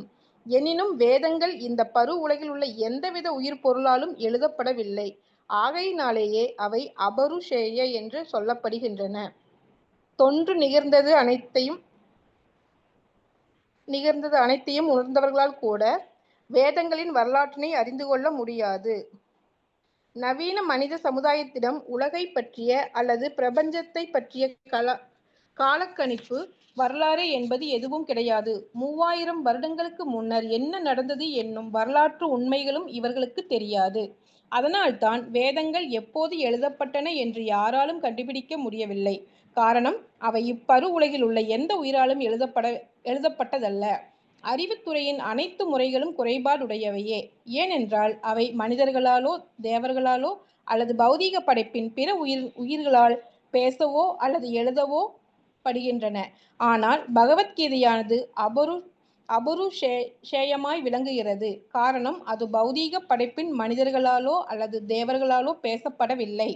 மாறாக பௌதீக படைப்பிற்கெல்லாம் அப்பாற்பட்டவராக விளங்கும் பகவான் கிருஷ்ணரால் பேசப்பட்டதாகும். இவ்வுண்மை சங்கராச்சாரியார் போன்ற வல்லவராலேயே ஒத்துக்கொள்ளப்பட்டிருக்கும் பொழுது ராமானுஜாச்சாரியார் மற்றும் மத்வாச்சாரியாரை பற்றி என்ன சொல்ல இருக்கிறது? சங்கராச்சாரியார் நாராயணர் அல்லது கிருஷ்ணரை உன்னதமானவர் என்று ஒத்துக்கொண்டிருக்கின்றார். பகவத்கீதையில் பகவான் கிருஷ்ணரும் அகம் சர்வஸ்ய பிரபவோ மத்தக சர்வம் பிரவர்த்ததே, அதாவது நானே எல்லாவற்றிற்கும் மூலம், என்னிலிருந்தே எல்லாம் பிறக்கின்றன என்று நிறுவியிருக்கிறார். இப்பௌதீக உலகம், பிரம்மதேவன், சிவபெருமான் உள்ளிட்ட அனைத்து தேவர்கள் எல்லாம் அவரால் உண்டாக்கப்பட்டவையே. அவரிடமிருந்தே அனைத்தும் பிறக்கின்றன. அவர் மேலும் வேதங்களின் குறிக்கோளானது என்னை உணர்வதே. வேதைஷ சர்ணவர் அகம் ஏவ வேதத்யக என்றும் கூறுகிறார். அவரே உண்மையான வேத வித்து அல்லது வேதங்களை அறிந்தவர். மேலும் வேதாந்த கிருத் அல்லது வேதாந்தங்களை தொகுத்தவர் ஆகிறார். பிரம்மதேவன் வேதங்களை தொகுத்தவர் அல்லர். ஹரே கிருஷ்ணங் மாதாஜி. எல்லாமே படிச்சிருதுங்களாங்க? படிச்சிருங்க மாதாஜி, இன்னைக்கு பிரபு வரமாட்டார். சரிங்க மாதாஜி. ஹரே கிருஷ்ணா. ஸ்ரீமத் பாகவதத்தின் தொடக்கத்தில் தேனே பிரக்ம ஹிருதா முழு மெய்ப்பொருளை முழுமுதற் கடவுள் பிரம்மதேவனுக்கு அவரது இதயத்தின் வழியே வேத அறிவை புகட்டினார் என்று கூறப்பட்டிருக்கிறது. ஆகையினால் வேத அறிவானது குற்றங்குறைகளோ மயக்கமோ ஏமாற்று மற்றும் குறைபாடுடையனவாகவோ இல்லை. காரணம், அது முழுமுதற் கடவுளான ஜனார்த்தனால் பேசப்பட்டதுவே அதற்குரிய காரணமாகும். இவ்வாறு அது பிரம்மதேவன் முதல் ஆதிகாலம் தொட்டே கடைபிடிக்கப்பட்டு வருகிறது. வேத சமயம் அல்லது வேத கொள்கைகள் இந்தியாவின் உயர் நாகரீக மக்களால் ஆதிகாலம் தொட்டே கடைபிடிக்கப்பட்டு வருகின்றன. வேதத்தின் வரலாற்றினை யாராலும் அறிந்து கொள்ள முடியாது. ஆகையினாலேயே இது சனாதனா என்று அழைக்கப்படுகிறது. அதனால் இதற்கெதிரான எந்த ஒரு நிபந்தனையும் நாத்திகமாகவே கருதப்படும். வேதங்கள் சேது அல்லது பாவம் என்று விளக்கப்படுகின்றன. ஆன்மீக வாழ்க்கையினை அடைய வேண்டும் என்றால் ஒருவன் அறியாமை கடலினை கடக்க வேண்டியுள்ளது. வேதங்களே பாவங்களாக அமைந்து அப்பெரிய கடலை கடக்க உதவுகின்றன. வேதங்கள் மனித சமுதாயத்தினை எவ்வாறு அவற்றின் தகுதிக்கும் உழைப்பிற்கும் ஏற்றவாறு 4 பிரிவு வேதங்களே பாலங்களாக பாலங்களாக அமைந்து அப்பெரிய கடலை கடக்க உதவுகின்றன. ஹரே கிருஷ்ணன் மதாஜி. வேதங்கள் மனித சமுதாயத்தினை எவ்வாறு அவற்றின் தகுதிக்கும் உழைப்பிற்கும் ஏற்றவாறு 4 பிரிவுகளாக பிரிக்க வேண்டும் என்று கூறுகின்றன. இது ஒரு அறிவுபூர்வமான முறையாகும். இது சனாதனமும் ஆகும். இதன் வரலாற்றினை யாரும் அறிந்திலர். இதற்கு அழிவென்பதே கிடையாது. ஒருவராலும் வர்ண மற்றும் ஆசிரமத்தினை நிறுத்த முடியாது. அதாவது குலப்பிரிவுகளை நிறுத்த முடியாது. உதாரணமாக, அந்தணன் என்னும் பெயரை ஒருவன் ஏற்றுக்கொண்டாலும் அல்லது ஏற்றுக்கொள்ளாவிட்டாலும் சமுதாயத்தில் ஓர் பிரிவு இருக்கிறது. அது புத்திமான்களின் குலம் என்பதையும் அது ஆன்மீக உணர்தல் மற்றும் தத்துவங்களின் மீது ஆர்வமுடையது என்றும் அறியப்படுகிறது. அதுபோல் நாட்டை ஆளவும் நிர்வகிக்கவும் விரும்பும் ஒரு பிரிவு இருக்கிறது. வேதங்கள் இவ்வீரர்களையே சத்திரியர்கள் என்று அழைக்கின்றன. அதே போன்று உலகெங்கிலும் பொருளாதார வளர்ச்சி, வணிகம் மற்றும் தொழில் போன்றவற்றின் மீது விருப்புடையவர்கள் இருக்கின்றனர். அவர்களே வைஷ்யர்கள் எனப்படுவோர். மற்றொரு பிரிவினர், அவர்கள் புத்திசாலிகளும் அல்லர், வீரமுடையவர்களும் அல்லர், பொருளாதார வளர்ச்சி போன்றவற்றில் தகுதி வாய்ந்தவர்களும் அல்லர். ஆனால் பிறருக்கு பணி செய்யக்கூடியவர்களாக இருப்பார்கள். அவர்களே சூத்திரர்கள் அல்லது உழைப்பவர்கள் ஆகும். இம்முறை சனாதனமானது ஆதிகாலம் தொட்டே வருவது, எதிர்காலத்தில் தொடர்ந்து இருப்பதும் ஆகும். இதனை நிறுத்துகின்ற சக்தி இவ்வுலகில் கிடையாது. ஆகையினால் சனாதன தர்மமானது நித்தியமானதாக இருக்கின்ற காரணத்தினால் ஒருவன் வேத கொள்கைகளை கடைபிடித்து ஆன்மீக வாழ்க்கை என்னும் உயர்ந்த நிலைக்கு தன்னை உயர்த்தி கொள்ள வேண்டும். முன்னாளில் முனிவர்கள் தன்னை பின்பற்றியதாக கூறப்பட்டிருக்கிறது. ஆகையினால் வேத முறைகளை பின்பற்றுவது என்பது சமுதாயத்தின் ஒழுங்கு நல கோட்பாட்டினை பின்பற்றுவதாகும். ஆனால் மதுவிற்கும் மங்கைக்கும் அடிமையாகி நீராடுவது போன்ற நட்பழக்கங்கள் இன்றி கஞ்சா போன்றவற்றை பயன்படுத்தும் சில இறையடியார்கள் மனிதனின் ஒழுங்கு நலத்திற்கு எதிரானவர்கள் ஆவர். வேத கொள்கைகளுக்கு எதிரானவர்கள் என்று கூறுபவர்களே வேதங்கள் உண்மையானவை என்பதற்கு ஆதாரமாக விளங்குகின்றனர்.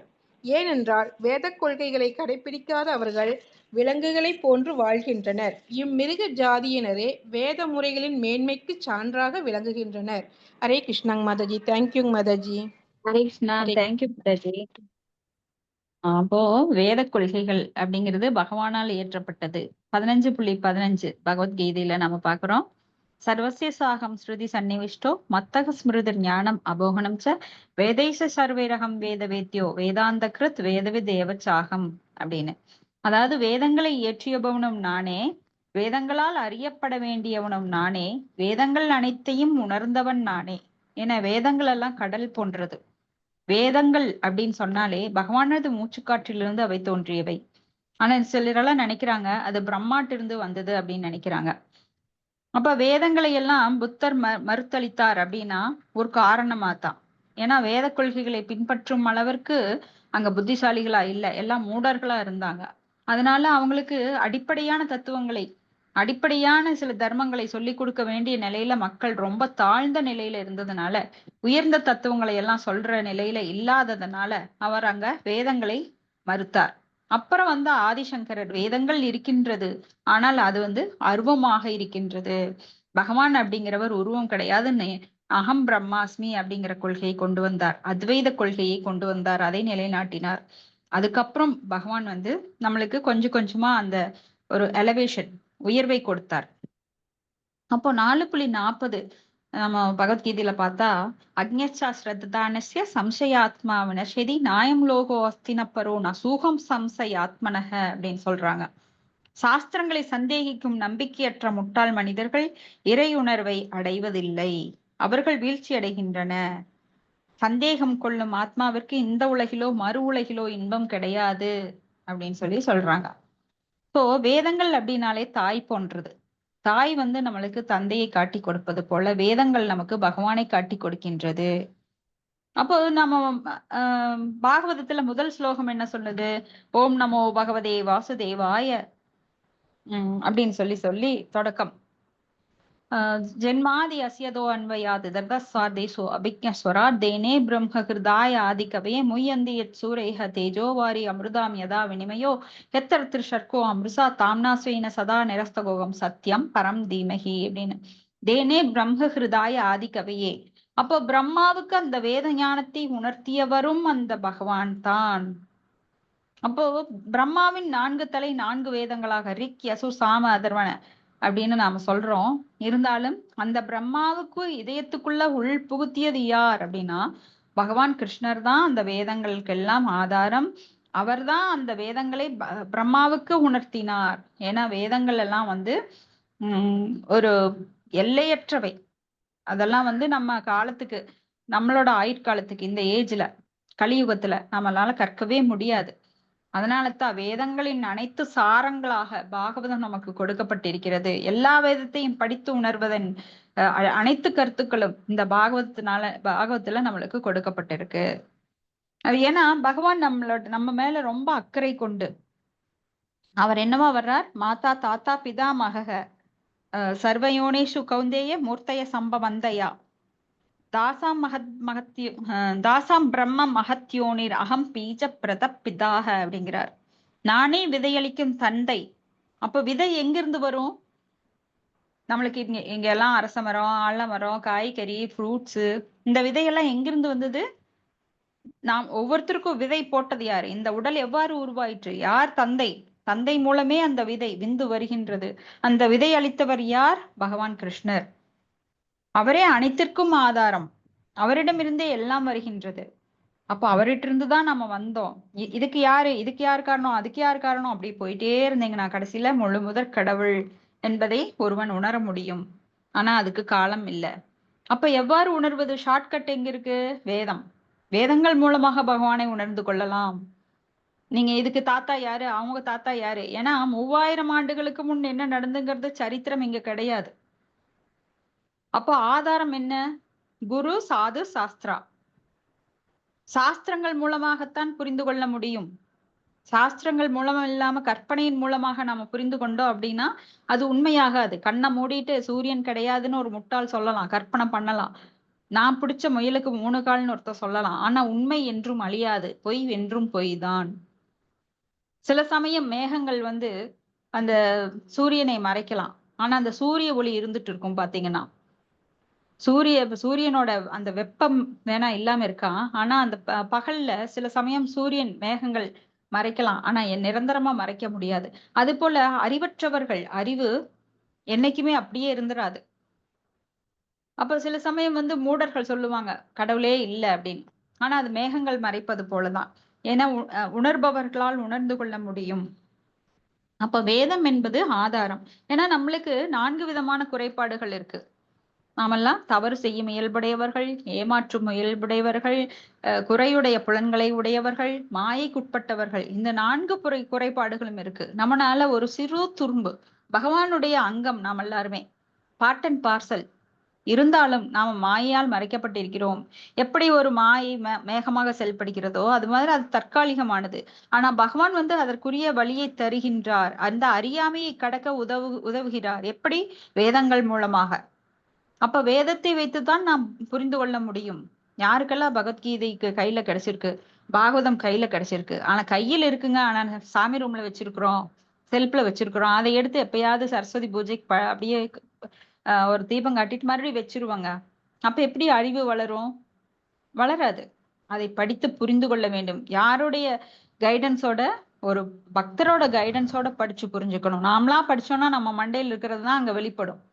நம்ம மண்டையில களிமண் இருந்ததுன்னா அது களிமண்ணாத்தான் வெளிப்படும். ஏன்னா இது ரகசியம். ராஜவித்யா ராஜகுக்கியம் பவித்திரமிதம் உத்தமம் பிரத்யக்ஷாவகமும் தர்மியம் சசூகம் கருதும் அவ்வியம். குக்கியம் அப்படின்னா ரகசியம். ஆனா ரகசியம் திறந்த புத்தகமா நம்மளுக்கு கிடைச்சிருக்கு. என்ன ரகசியம்? புரியாது, படிச்சா புரியாது. அதுதான் ரகசியம். அப்ப யாருடைய வழிகாட்டுதலின் கீழ் நாம் இதை பயில வேண்டும்? ஒரு பக்தரோட வழிகாட்டுதலின் கீழ், ஒரு ஆன்மீக குருவின் வழிகாட்டுதலின் கீழ், பரம்பரா வழி, அவங்க பரம்பரா வழியில வந்தவங்களா இருக்கணும். போனஃபைடு குருவா இருக்கணும். சோ அவர்கள் மூலமாக நாம் கற்றுக்கொள்ளும் போது வேதங்கள் நம்மளுக்கு புரிய வரும். அப்போ வேதங்கள் என்ன சொல்லுது? வர்ண ஆசிரம தர்மத்தை நம்மளுக்கு சொல்லுது. அப்போ உணர்வின் அடிப்படையில் சாதுர்வர்ணியம் மயா சிஷ்டம் குணகர்ம விபாகச்சக அப்படின்னு பகவத்கீதையில சொல்றார். குணங்களின் அடிப்படையில் தான் இந்த பிரிவுகள் ஏற்படுத்தப்பட்டிருக்கிறதோ தவிர பிரிவுகள் அடிப்படையில் நாம தள்ளப்படுவது கிடையாது. பிறப்பின் அடிப்படையில யாருக்கு எந்தெந்த குணத்தின் அடிப்படையில இருக்காங்களோ அவங்க அந்தந்த வேலையை செஞ்சா மட்டும்தான் அவங்களுக்கு ஒரு சாட்டிஸ்பாக்சன், இந்த உலக வாழ்க்கையில திருப்தி இருக்கும். இப்போ ஒரு பிராமண குணத்துல சத்துவ குணத்துல இருக்கிறவனை கொண்டு போய் டிச் அள்ள சொன்னா அவனால முடியாது. அது போல ஒரு டிச் அல்றவனை கொண்டு போய் கோயில்ல மந்திரம் சொல்லணும்னா அவனால முடியாது. ஏன்னா அவனுடைய தமோ குணமும் சத்துவ குணத்தில் இருக்கிறவங்களுக்கும் ரொம்ப வேறுபாடு அதிகமாக இருக்கிறது. அப்போ ஒரு பாடி பில்டர், ஒரு நல்ல பலசாலியான ஒருத்தரை கொண்டு போய் நீ சும்மா உட்காரு மந்திரம் ஜெபிச்சுட்டு அப்படின்னா அவனால முடியாது. அது மாதிரிதான் அர்ஜுனனை அங்க வந்து நான் சன்னியாசம் எடுக்கிறேன்னு சொன்னா பகவான் சொல்றாரு, உன்னால காட்டுக்கு போய் உட்கார முடியாது, அங்கேயும் போய் சண்டை தான் போடுவேன். ஏன்னா உன்னுடைய குணம் என்ன? சத்திரிய குணம். சத்திரியனுக்கு எப்படி இருக்கும்? எப்பவுமே ஆக்ரோஷம் இருக்கும். அப்படியே புஜங்கள் எல்லாம் பலமா இருக்கும். தேகமெல்லாம் நல்லா ஸ்ட்ராங்கா இருக்கும். கட்டுக்கோப்பான உடலை உடைய அந்த சத்திரியன் வந்து எப்பவுமே ரஜோகுணத்துல சத்துவகுணத்துல செயல்படுவான். ஆனா ஒரு வைஷ்யன் எப்படி செயல்படுவான்னா ரஜோகுணத்திலும் தமோகுணத்திலும் செயல்படுவான். ஒரு பிராமணன் சத்துவகுணத்துல செயல்படுவான். அதே போல ஒரு சூத்திரன் தமோகுணத்துல செயல்படுவான். சூத்திரனுக்கு அறியாமை ஜாஸ்தியா இருக்கும். அவனை கொண்டு போய் நீ சாஸ்திரம் படிச்சுட்டு எல்லாருக்கும் சொல்லி கொடு அப்படின்னா அவனால முடியவே முடியாது. ஏன்னா அவனுக்கு இருக்கிற குணம் செயல்படுகின்றது. சோ பகவான் எப்படி பிரிச்சார்? சாதுர்வர்ணியம் மயா சிருஷ்டம். 4 குணங்களுக்கு ஏற்ப இந்த வர்ணாசிரமத்தை அவர் படைத்தார். அவருடைய படைப்புல நாம எல்லாம் மாறுதல் ஏற்படுத்துறோம் இப்ப அரசியல்வாதிகள். ஆனா அதெல்லாம் கண்டிப்பா நடக்கவே நடக்காது. ஏன்னா ஒரு சூத்திரனை கொண்டு போய் ஒரு பெரிய போஸ்டர்ல உட்கார வச்சாலும் அவன் என்ன பண்ணுவான்? லஞ்சம் வாங்குவான், தப்பா எல்லா செயல்களையும் பண்ணுவான். அதுதான் இந்த கலியுகத்துல நடந்துட்டு இருக்கு. அப்போ ஒரு சூத்திரன் வந்து நான் கோயிலுக்குள்ள போய் நான் மந்திரம் சொல்றேன் அப்படின்னாலும் அவன் வாயில தான் சொல்லுவானோ தவிர மனசால அவனால பகவான்கிட்ட அன்பா இருக்க முடியாது, அன்பாக செயல்படவும் முடியாது. சோ குணங்களுக்கு ஏற்ப வர்ணங்கள் பிரிக்கப்பட்டது. அப்படிதான் சமுதாயம் நன்றாக செயல்பட்டது. ஆனா இன்னைக்கு சமுதாயம் சீர்குலைந்திருக்கிறதுக்கு காரணம் என்ன? வர்ணாசிரமங்களை சரியாக செயல்படுத்தாத இருக்கிறதுனால தான் இன்னைக்கு நாம தலைகீழா இருக்கோம். கலியுகத்துல எல்லாம் தலைகீழா நடக்குது. ஏன்னா ஒவ்வொருவரோட குணங்கள் அப்படிங்கிறது வெளியில பார்க்க முடியாது. அது உணர்வு பூர்வமாக ஒருவன் அந்த காரியத்துலதான் செயல்பட முடியும். இன்னைக்கும் வர்ணாசிரமம் இல்ல அப்படின்னு சொல்லிட்டா கூட அந்தந்த குணத்திற்கு ஏற்பதான் அவங்கவுங்க செயல்படுறாங்க. அது இன்டைரக்டா இருக்கு, இன்னுமே இருக்கு. இதுதான் இதுல சொல்லப்பட்டிருக்கு. அதுதான் சனாதன தர்மம். சனாதன அப்படின்னா நித்தியமானது, எந்த காலத்துல அது மாறாது. கடவுளோட சட்டங்கள் எல்லாம் மாறாது. ஆனா நாம ஏற்படுத்துற சட்டங்கள் வந்து இன்னைக்கு பல ஓட்டைகள் இருக்கு. எல்லா சட்டங்கள்லயும் ஓட்டைகள் இருக்கு. ஏன்னா நாமெல்லாம் சட்டங்களை உருவாக்குறோம், மறுபடியும் அடுத்த வருஷம் மாத்துறோம். சட்டங்கள்ல இருக்கிற ஓட்டைகளை கொண்டு நிறைய பேர் ஜெயில இருந்து தப்பிச்சிடுறாங்க. இதுதான் மனுஷனோட சட்டத்துக்கும் பகவானோட சட்டத்துக்கும் உள்ள வேறுபாடு. ஏன்னா நம்மளுக்கு ஏன் தண்டனை அனுபவிக்கிறோம்? சிலர் ஏன் பணக்காரரா பிறக்கிறாங்க, சிலர் ஏழைகளா பிறக்கிறாங்க, சிலர் கற்பா பிறக்கிறாங்க, குள்ளமா பிறக்கிறாங்க, சிலர் ராஜஸ்தான்ல பிறக்கிறாங்க, சிலர் காவிரி ஆற்றங்கரையில செழிப்பான பகுதியில பிறக்கிறாங்க, கோயம்புத்தூர்ல பிறக்கிறாங்க. ஏன் இந்த வேறுபாடு? எல்லாம் பகவானுடைய சட்டம், இயற்கையோட சட்டம். பகவான் வந்து அவரே நேரடியா அதை எடுத்துக்கல. அப்ப இயற்கைகிட்ட கொடுக்கிறார். இயற்கை அந்த மாயாதேவி அந்த ரூலிங் பண்றாங்க.